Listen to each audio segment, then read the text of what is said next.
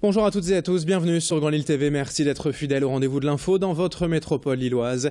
Nous sommes le mercredi 1er octobre, on est en direct ce matin, bon réveil à toutes et à tous sur Grand Lille TV, il est tout juste 7h30. Voici tout de suite le journal de la rédaction, suivi juste après de la météo et de l'infotrafic.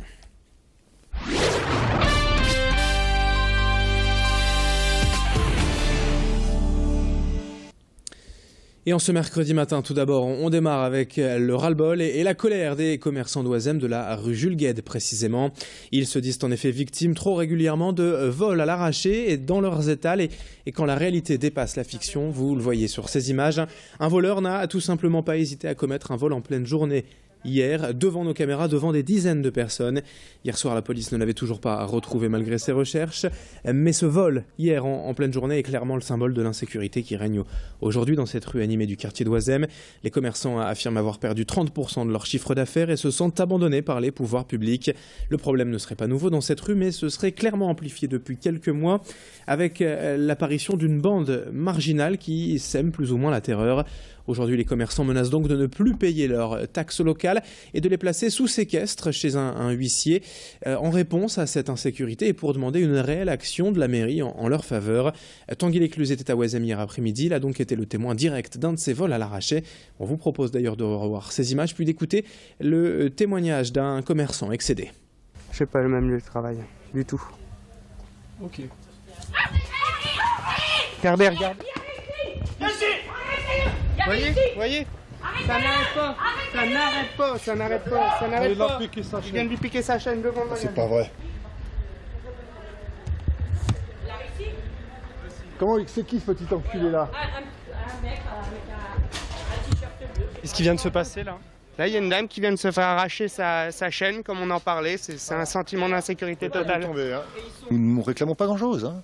Nous n'avons pas de revendication énorme. C'est simplement une présence policière, pas journalière, mais au moins hebdomadaire, un éclairage digne de ce nom pour une rue commerçante, parce que je peux vous garantir que les mois d'hiver, à 5 h de l'après-midi, vous ne rentrez plus dans ma rue. C'est un coupe-gorge. Ce n'est pas possible. La rue, l'insalubrité, non, ça n'est plus possible, ça n'est plus viable. On ne peut pas nous laisser à l'abandon comme ça, non. En tout cas, on se battra. Autre information à la une en cette édition, ce mercredi, ce drame au lycée Fénelon de Lille. Hier, un élève a tenté de se suicider en chutant du 3e étage en plein après-midi. Un adolescent de 15 ans qui s'est jeté dans le vide devant ses camarades. Un drame horrible qui a bien sûr choqué de nombreux passants et de nombreux adolescents qui ont été témoins directs de ce drame. L'adolescent a été hospitalisé dans un état grave hier et une cellule psychologique a été mise en place pour tenter de venir en aide à ces adolescents, ces collégiens témoins de cette tentative de suicide. La plupart ont été très fortement choqués et je vous rappelle que l'adolescent en question, donc, qui a chuté du 3e étage en tentant de se suicider, a été hospitalisé hier dans un état grave.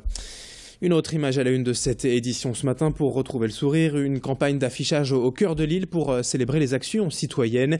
Et pour cela, aucune personnalité connue, simplement des habitants ou des commerçants lillois qui œuvrent au quotidien pour l'écologie, la solidarité ou la santé. 10 Lillois s'affichent ainsi pour lutter contre les stéréotypes et la facilité, pour montrer qu'il est possible d'agir chacun de son côté ou même aussi ensemble pour mener à bien des actes citoyens profitables à tous. Exemple avec Claire Vignier, commerçante rue Gambetta, qui a installé un collecteur d'ampoules dans sa boutique. Son affiche est donc consacrée à l'écologie, à ce petit acte du jour qu'elle juge néanmoins indispensable pour préserver notre planète. Idil Gunaï, elle a rencontré devant le parc Jean-Baptiste Lebas, devant son portrait où sont exposés, vous l'avez vu, ces 10 portraits de Lillo. On l'écoute. Ça vient rappeler aux citoyens que pour que la ville soit propre, il faut que chacun y mette du sien, pas seulement l'agent municipal qui passe. Si je trouve un papier par terre, je peux, sans me demander si c'est moi qui l'ai jeté, je peux aussi le ramasser et moi le mettre dans une poubelle.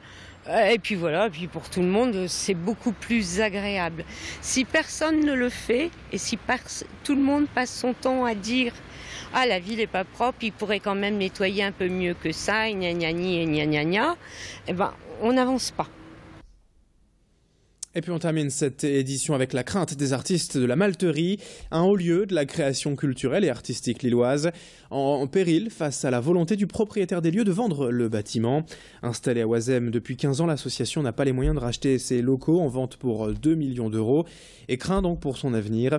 Ici, près de 130 artistes disposent d'un atelier de travail pour un loyer modéré. Plasticiens, peintres, musiciens, on trouve de tout à la Malterie, c'est un lieu de concert aussi. Et souvent, tous ces artistes travaillent ensemble en synergie sur un projet, comme c'est le cas par exemple avec l'exposition Hachemar, visible actuellement à la gare Saint-Sauveur. La mairie de Lille se dit consciente du problème, mais a déjà exclu de payer les 2 millions d'euros nécessaires pour acheter le bâtiment. Tanguy Lécluse est donc allé à la rencontre de l'association. Il y a une inquiétude de fait. Après, soyons optimistes et voilà, on espère vraiment qu'une solution sera trouvée. Et si on communique sur cette situation, c'est dans l'espoir de pouvoir faire avancer les choses et de trouver rapidement une solution. Mais c'est sûr qu'il y a une inquiétude latente à laquelle on ne peut pas échapper, même en étant très positif.